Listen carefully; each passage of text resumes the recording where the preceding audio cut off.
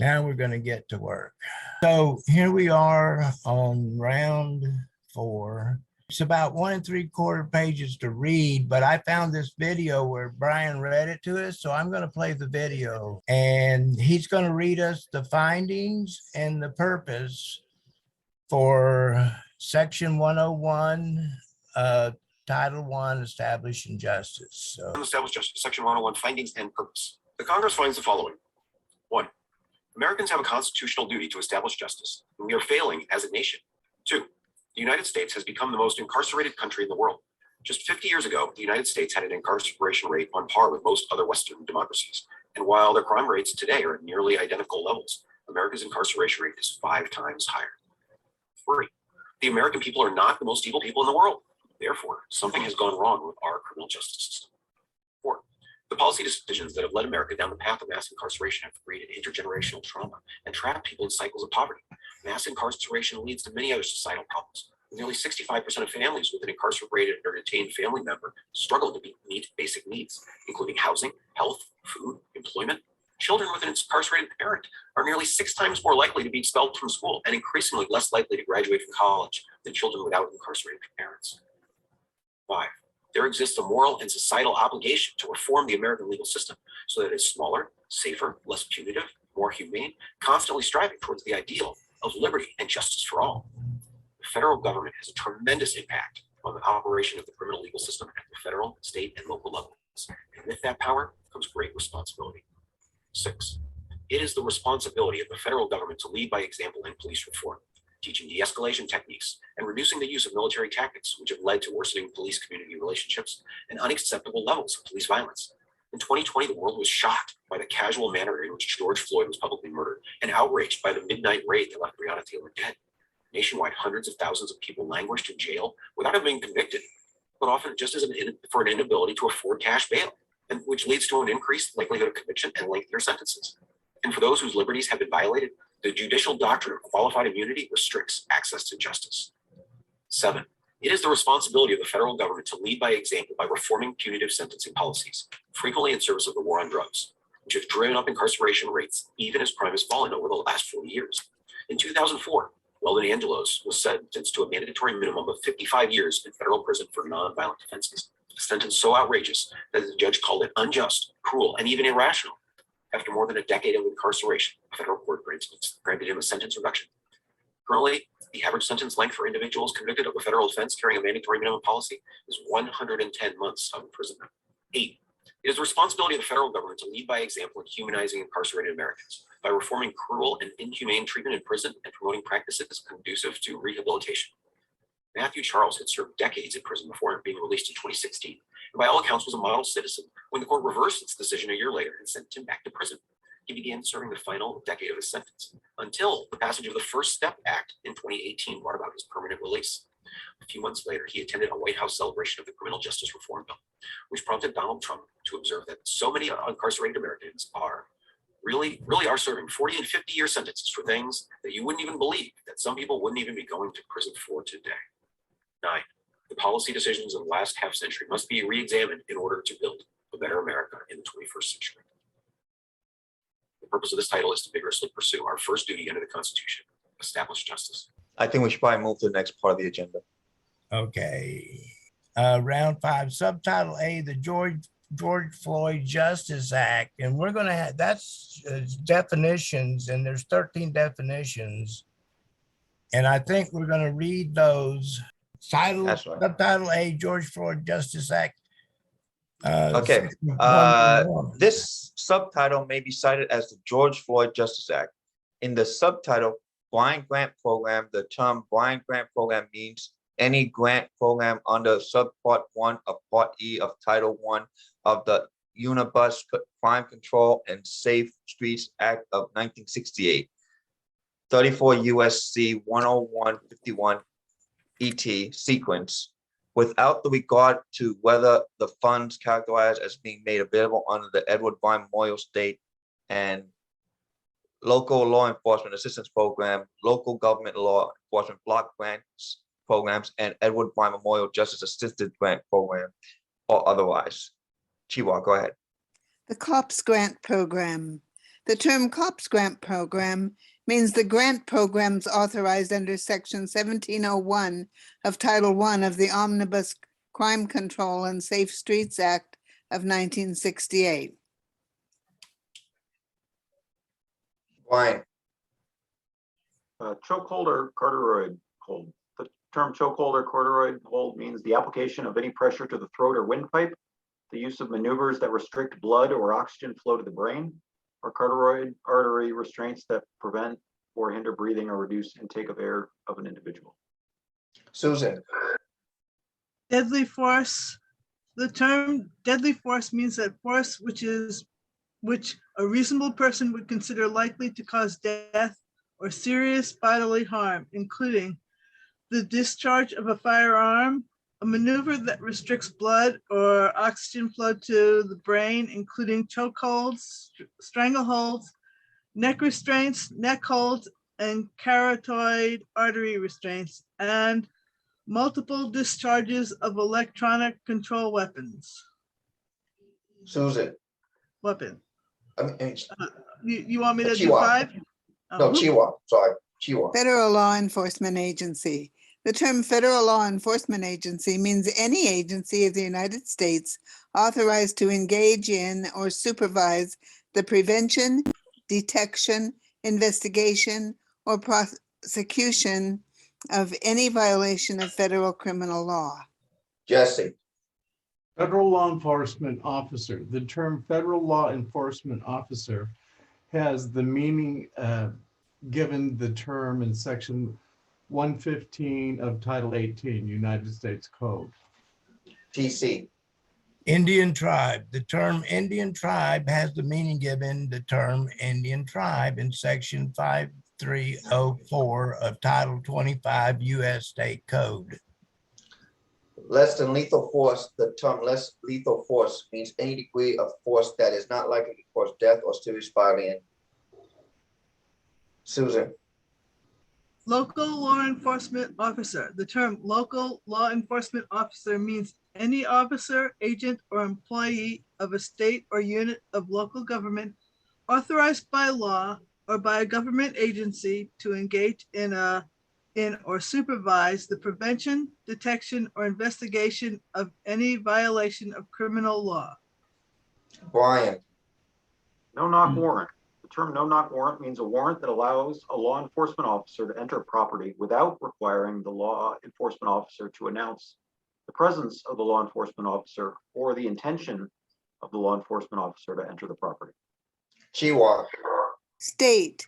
The term state has the meaning given the term in section 901 of Title I of the Omnibus Crime Control and Safe Streets Act of 1968. Jesse, Use of force. The term use of force includes A, the use of a firearm, electronic weapon, explosive device, chemical agents such as pepper spray, baton, impact projectile, a blunt instrument, hand, fist, foot, canine, or vehicle against an individual.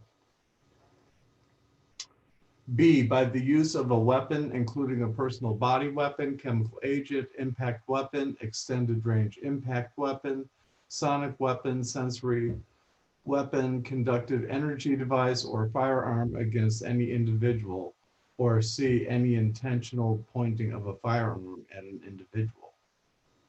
TC, Unit of local government.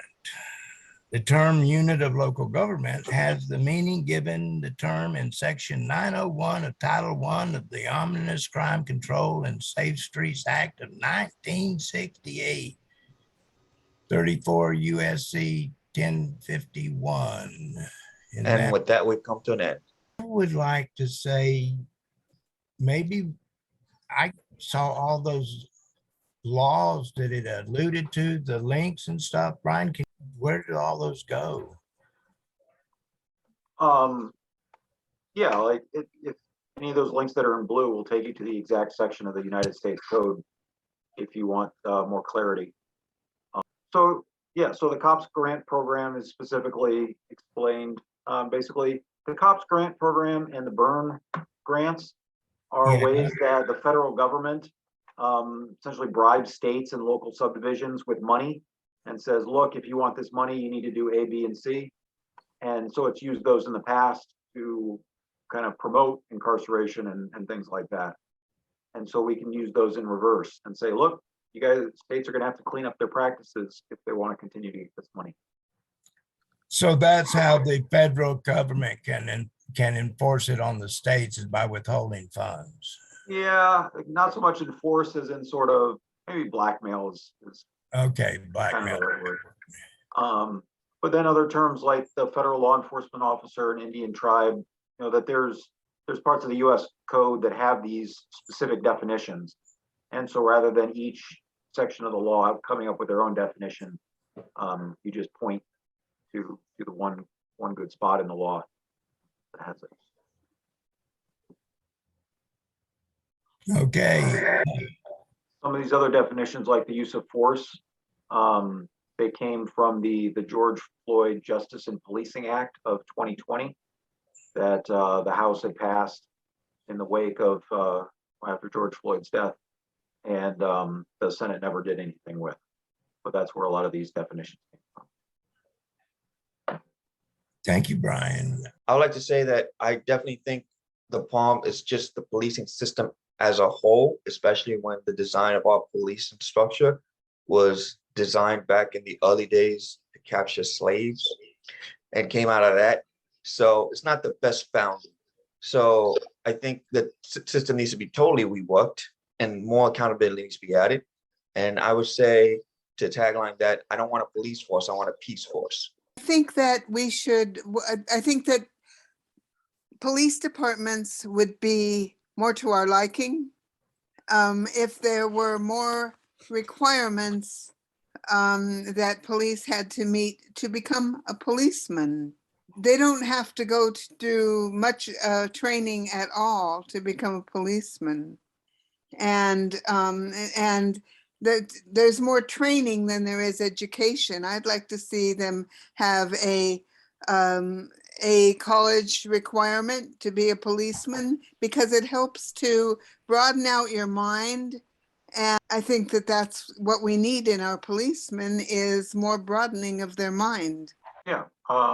So I guess as we're talking and listening to what people's concerns are, the problems that they want to see solved, and looking for ways that the blueprint does that. So to Chiwa's point of better training for the police, in section 115 is training the police and requiring training in de-escalation. That's where we just read some of the definitions about use of force and restricting their use of force.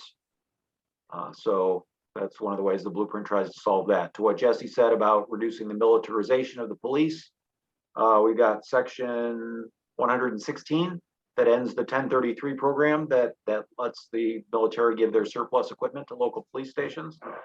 And to Nissan, and also to Jesse and Nissan's point about holding the police accountable, we've got qualified immunity reform, whereas you know right now that the police have sort of a de facto immunity from being sued for violating people's rights. And so section 112 would reform that and say that that's not a defense if you violate someone's rights, that a victim can still bring it to a court for them to decide the facts instead of letting a judge just throw it out right up front. So that's some of the way the blueprint tries to address some of the concerns that people brought up. Yeah, I think lots of good points are there. And yes, I do believe one of the issues with the whole police situation is you get in financial times and a municipality is tight on its budget, they'll relax those psychological profile reviews. They'll relax a lot of their requirements for police training just so they can have somebody on staff. And that's where the bad guys get in there, because they aren't screened as well, and then you get these yahoos with guns out there. And yeah, and Chihuahua's point is very good. I agree. You need to have a more evolved human being to be in that position. And the other thing stems from, it's the old separation ideology. oh, well, it's us versus them. And a lot of cops can get into that mentality too. Oh, it's us cops, us brother cops, and brother and sister cops. And then it's the public. And that whole mentality has to change. And as long as we all continue to think about, have that us versus them mentality, and I don't know exactly what the steps would be to correct that. I do know more training, more personal awareness, more. I really believe it's a consciousness thing too. So it's just like you wouldn't need as many police if people would raise their consciousness. But honestly, the people, the masses are just not there yet, and unfortunately do have to have some kind of protection because people are running around crazy.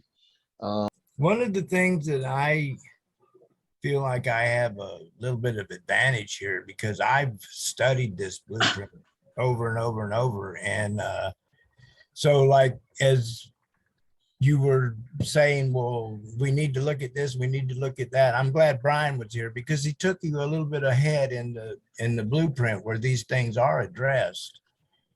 And as we go through, you're going to see that there's more things that are addressed than are left undone. On that last question, okay, what I said about education, I just want to say one more thing about that.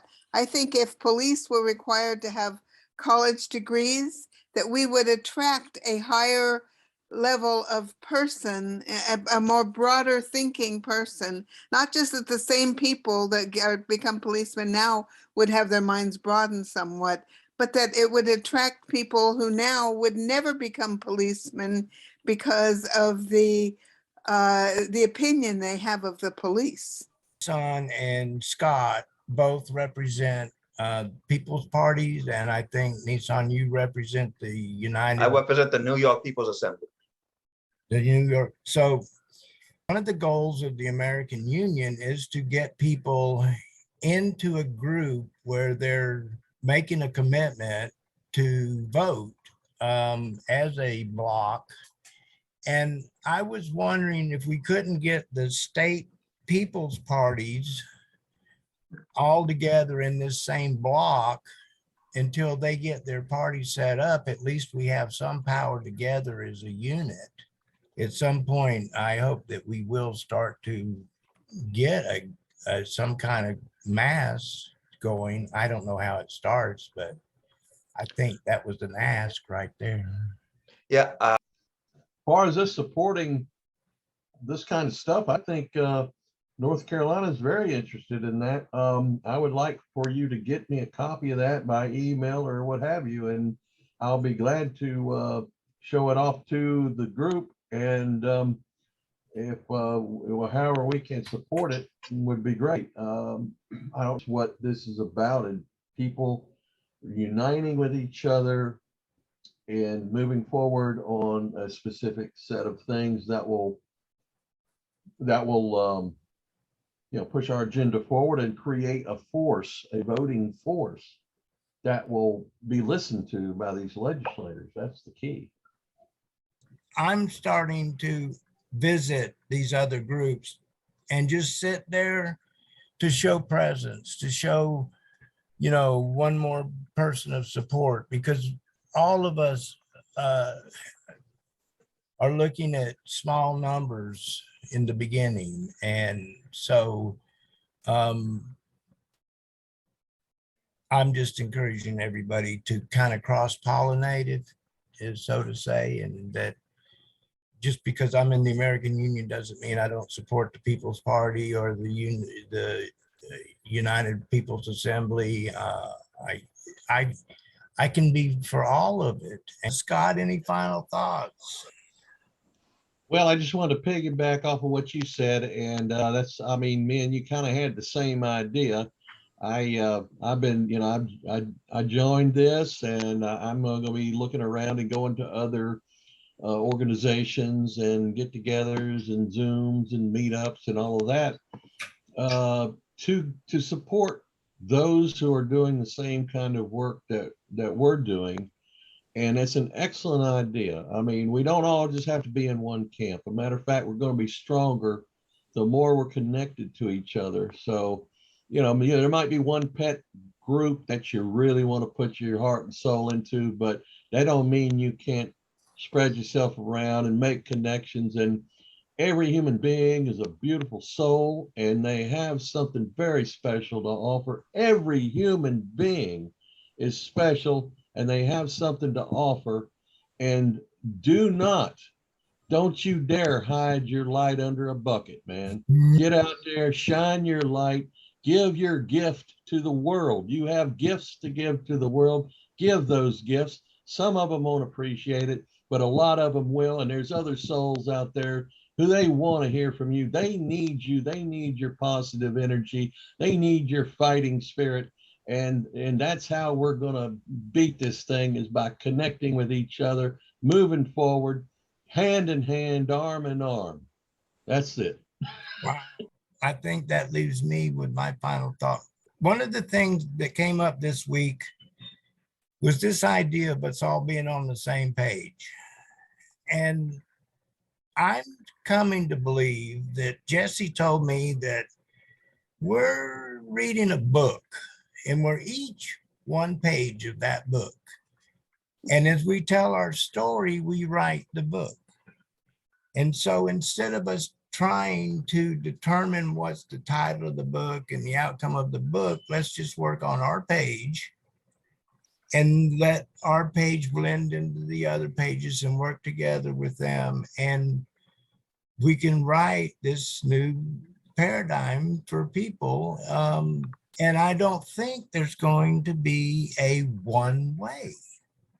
I think that there's going to be a multitude of possibilities as people start to experiment with new forms of government and whatnot. We may end up with a multitude of we may have a selection of what kind of system we want to live in the future. I'm not sure, but